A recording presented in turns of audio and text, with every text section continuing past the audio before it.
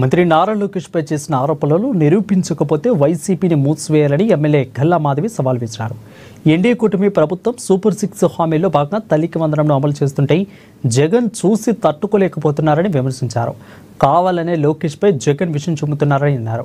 చేసిన అసత్య ఆరోపణలను నిరాధారమని ప్రజలకు క్షమాపణ చెప్పాలని అన్నారు.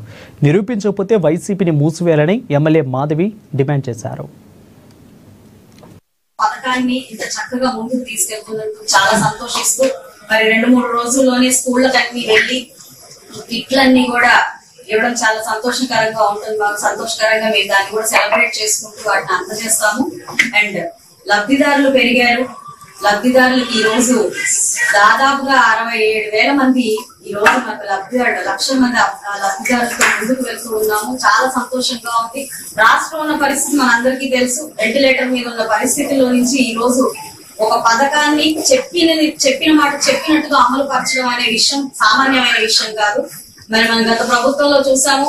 ఫస్ట్ సంవత్సరం ఒక అంకెలు, రెండవ సంవత్సరం లబ్ధిదారులకు వచ్చేటప్పటికి మరో అంకెలు ఇలా మారిపోతూ మరి అదే విధంగా 4వ సంవత్సరానికి వచ్చేటప్పటికి ఏకంగా పథకమే లేకుండా చేయడము, ఇలాంటి పరిస్థితుల్లో గత ప్రభుత్వ పాలకులందరూ వైఖరించిన విధానాన్ని ఈ రోజు తిప్పికొడుతూ నాయకత్వం అని అంటే నిబద్ధతగా ఉండడము, ప్రజల యొక్క సంక్షేమాన్ని నిజంగా చూపించడము అనే ఒక పరిపాలనను ముందుకు తీసుకెళ్తూ ఈ రోజు లబ్ధిదారులు పెరిగారు. ఖర్చు పెడుతున్న అమౌంట్ చాలా పెరిగింది. పిల్లలు అంటే మరి తల్లిదండ్రులకి అందరూ సమానమే. అలాంటి పరిస్థితుల్లో అందరికీ కూడా ఈ యొక్క లబ్ధిని అందించే ప్రయత్నం చేస్తూ ఉన్నాము.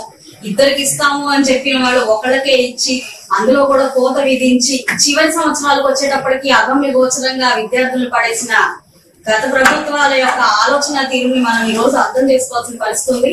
ఇక్కడ అర్థం చేసుకునేది ఏకైక విషయం ఏంటంటే కేవలం ఓట్ల కోసం మాత్రమే ఏ పథకాన్నైనా ఈ రాష్ట్రంలోకి తీసుకొచ్చిన గత ప్రభుత్వం ఈ రోజు ప్రజల యొక్క అభివృద్ధి, వాళ్ళ యొక్క సంక్షేమం ముందుకు వెళ్ళాలి అనే ఆలోచనతో ఉన్న ఈ ప్రభుత్వంతో పోల్చుకుంటూ దాన్ని నిందవేసే ప్రయత్నం చేస్తారంటే ఏ మాత్రం ఏ అర్హత లేకుండా